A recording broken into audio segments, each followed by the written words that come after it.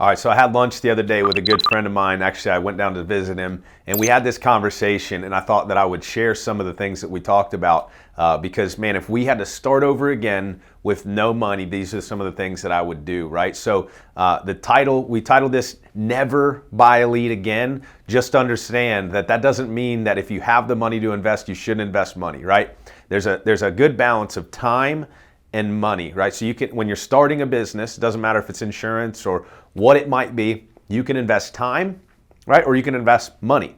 So you have time, you certainly, at least you should if you're gonna start a business. So there's not a scarcity there, at least you have the time. You may not have the money though, right? You may be in a position where you can donate a whole lot of time or give a whole lot of time, but you can't give a whole lot of money, and that's okay. Here's some tips for you guys that are investing a lot of time, but don't necessarily have the money to invest in your business. But know that down the road, it should be a combination of both, right? So you mix time with money, now you're really growing and scaling your business.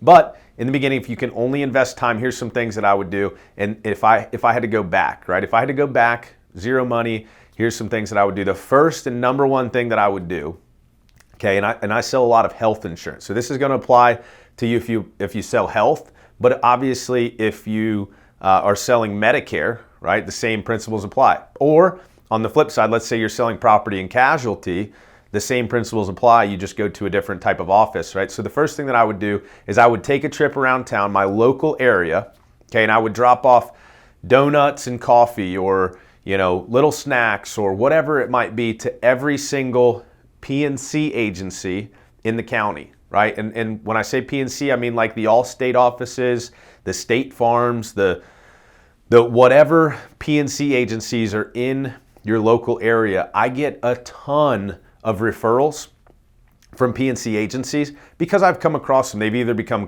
they were either first clients and then started referring me business, or met them at networking events or whatever the case is. But I never actually, like when I first started, I never actually went and visited these offices and dropped off gifts and hopefully earned that referral business. It just kind of happened over some time. But if you want to fast track that, like if you want to get on the fast track to success, go visit every single P&C agency in your county and tell them what you do, right? Tell them that you specialize in selling health insurance.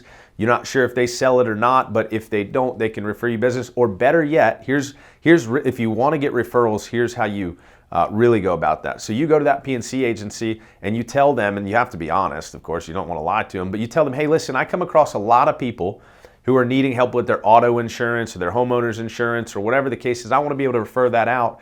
Is that something you guys do, right? Find out what they specialize in so that hey, I've got a player for that. So, hey, I'm building a referral network, okay, of insurance agents that do things that I don't, so that when I come across a client that needs help with something, I can refer them over. Would that be okay if I use your contact information to refer people to, right? That's going to get them going. I actually learned this. I learned what not to do on a golf course one day. I was in my infancy in the insurance industry, right? I'd been in the industry for a few months, and I was playing with my manager at the time, playing golf. And wouldn't you know it, the two agents that we were paired up, and of course I asked this on like 17 or 16 or 17. If you don't play golf, there's 18 holes. On 16 or 17, I asked the gentleman, what do you guys do anyways? And they said, well, we do insurance. We're in property and casualty. And I said, oh my gosh, perfect, man. Here's my card. Anybody that you run across that needs help with their health insurance, that's what I do. So send them my way.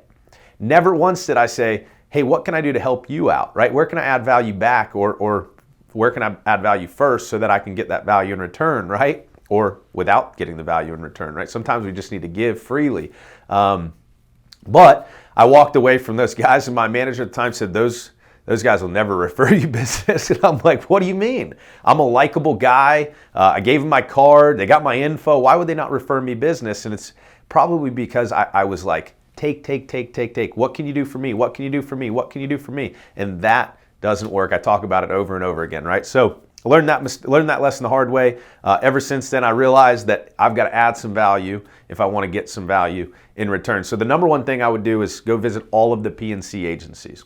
Right? Now you can expand on that, right? You went and visited them in person. Now let's make some phone calls out to some individuals, right? Let's make some phone calls out to some PNC agencies that are outside of your immediate area, right? It's great that you're going to get referrals in that immediate area, but let's say you have a client in Texas, that's Dallas, Texas, right?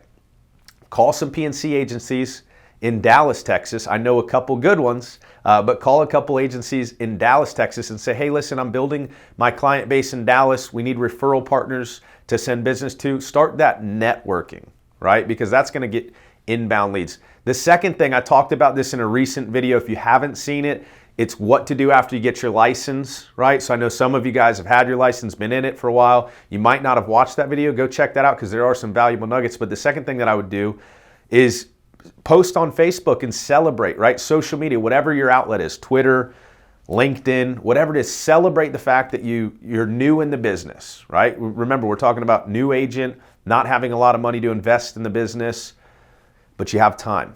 Create a Facebook post, right? Create an engagement post, if you will, that's going to allow people to understand, hey, know what you do. Don't get discouraged if 5 people comment or if no people comment, because all of the people that have seen it will now know that, hey, when I need health insurance, I know Eric, he's got his license and he can help me. Or I know George, he's got his license, he can help me. I saw it on Facebook the other day, right? So let people know what you do. Okay, the last thing, and this is, again, these are all free strategies that you need to be doing daily. This is not just between 9 and 5. This is, you're the business now. You're a walking billboard for your business. And so when you're at a restaurant, when you're out at an event, when you're at a party, when you're networking with your friends, you're looking for opportunities, right? You're not taking over conversations, but you're looking for opportunities to share with people what it is you do and how you can help.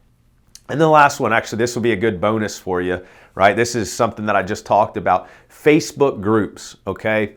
In your community, you have a Facebook group, right? Here they call it like Sarasota Swap Shop or Sarasota Classifieds or whatever. There's tons of local Facebook groups that are community-based, right? Service-based, that tons of people will comment, hey, I'm looking for health insurance. I'm looking for a health insurance agent that I trust. Anybody have anybody, right? Hey, I'm looking for a contractor. I'm looking for an electrician. Whatever the case is, there's tons of activity in that group. Be a part of those Facebook groups and add value wherever you can. Become a person of interest in that group, and people will come to you for this stuff. So these are all just some free organic strategies to go get leads when you can't pay for them, because listen, I know how that feels, man. When I started my career, I didn't have to pay for leads. I was a captive agent, so had leads coming in. Then I went to a more of a broker model, individual or independent, and didn't know what the heck to do. I was in debt I was on a payment plan with the IRS, right? I had a wedding quickly approaching, and I didn't have money to spend on leads. I had to use some of these strategies, right, to start to generate referrals. Hey, the last thing, another bonus, right, is to ask for the referral. Every single client that you're talking to should send you 2 or 3 referrals, right? And it's okay to blatantly ask, like, hey, listen, today's world, insurance is a crazy topic. There's tons of confusion, tons of bad information out there. Do you know 2 or 3 people that you might be able to send my way that I can make sure that they have the right information, right? I'm not trying to sell them anything. I just want to make sure that they have the right information. They're well protected, because it is very, very important to me, right? Say it like that, you're gonna get referrals. 2 or 3 referrals minimum for every client you enroll. You should never have to pay for a lead again. Hope that helps. Hey, listen, I know you're on Facebook. You have a Facebook. You might as well use it to make some more freaking money, right? Check out these Facebook groups, right? Check out this video on these Facebook groups. You've got to see it.